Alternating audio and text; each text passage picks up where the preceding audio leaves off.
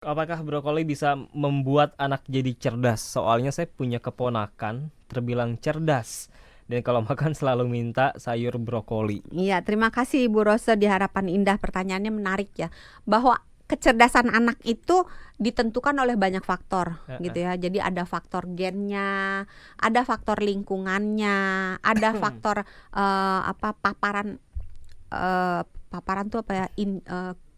Kayak misalnya kita ngajak dia main gitu. Oke. Jadi kayak stimulasi, ada stimulasi dari lingkungan. Iya. Kemudian ada faktor gizinya. Dan kalau dari faktor gizi nggak cuma brokoli.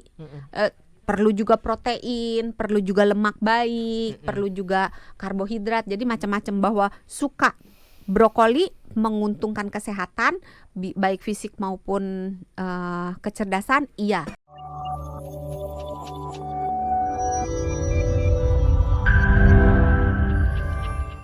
Sama tadi kata Dr. Santi pilih juga ya jenis sayur yang Iya. disukai lebih disukai sama anak-anak cenderung ya. Apa Iya. aja Yang dihindari apa yang disukai? yang disukai? Yang disukai.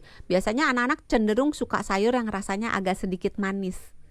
Wortel, kentang gitu. Itu tuh pilihan yang aman lah.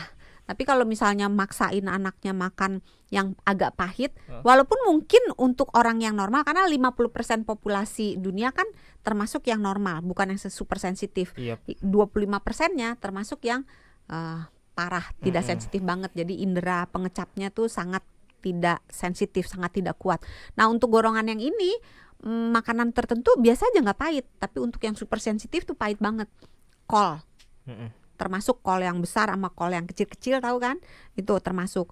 Terus lobak, selada air, bayam, brokoli.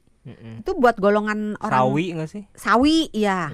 Sawi, terong gitu. Itu buat kelompok super sensitif, itu rasanya pahit banget. Jadi jangan maksain, jangan memulai mengenalkan sayur ini kepada anak. Jadi pilih sayur-sayur yang lebih aman tadi, kentang, wortel, jagung itu relatif lebih aman.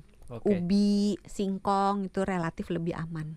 Oke, jadi kesimpulannya anak susah makan sayur itu lebih ke masalah gizi atau masalah perilaku sebenarnya, Dok? Macem-macem sih. Macem ya. Tapi masalah gizi ini maksudnya kalau dia di saluran pencernaannya itu bakteri baiknya itu jumlahnya sedikit, maka itu bisa menjadi masalah gizi. Karena si bakteri baik ini makannya kan serat, maka dia akan meminta mempengaruhi otak untuk kepengen makan sayur gitu. Jadi itu kayak lingkaran setan. Jadi kalau nggak diberesin bakteri baiknya, ya dia makin nggak mau makan sayur. Itu mungkin bisa menjadi masalah gizi. Tapi kalau masalah perilaku bisa tadi, memang dia cari perhatian, misalnya kalau dia menolak makan sayur maka orang tuanya akan jadi heboh dan memperhatikan dia misalnya, atau dia trauma, jadi pernah dicekokin atau pernah keselak. Nah itu akan menjadi masalah perilaku gitu. Kita ke pendengar lagi, ada Pak Yono dari Jakarta Utara. Apa benar, Dok, sehabis makan sayuran hijau katanya jangan langsung minum kopi? Selamat malam Pak Yono. Hubungannya apa ya? Kalau hubungannya dengan penyerapan zat besi mungkin bisa.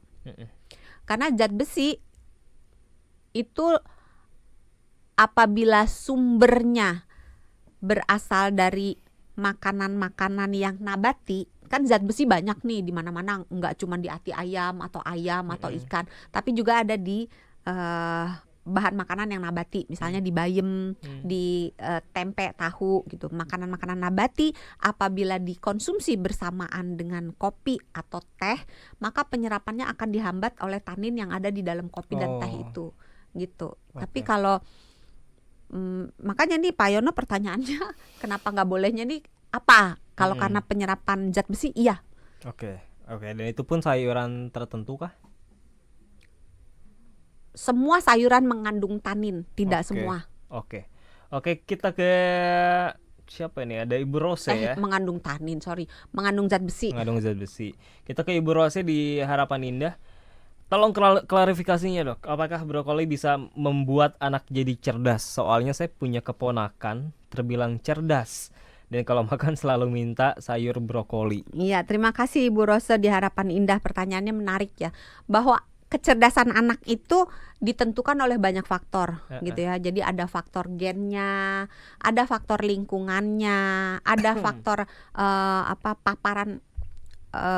paparan tuh apa ya, kayak misalnya kita ngajak dia main gitu.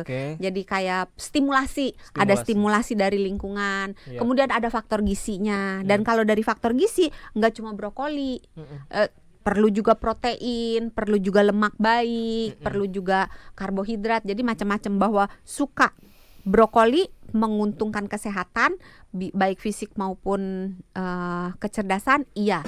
Tapi bukan berarti kalau dia anaknya pinter atau cerdas itu harus dikasih makan brokoli. Itu hanya salah satu pilihan dan salah satu syarat untuk mendapatkan anak yang cerdas, karena kan butuh stimulasi juga, butuh gen juga, butuh makanan yang lain, protein dan sebagainya, butuh tidur juga, butuh gerak fisik juga, macam-macam. Banyak lah penunjangnya. Iya, harus dipenuhi semuanya. Kalau pengen kuat bayam aja, Popeye. Dari umur berapa sebaiknya anak itu diperkenalkan oleh sayur? Dari kecil dari banget, mulai dari dia bayi diperkenalkan makanan Empasi. pendamping, makanan pendamping ASI. Kita kan waktu pernah bahas empasi itu pokoknya semenjak bayinya udah mulai muncul gigi ya. Tidak, bayinya sudah mulai menunjukkan minat terhadap makanan. Benar, minat makanan. Dia bisa mempertahankan posisi badannya.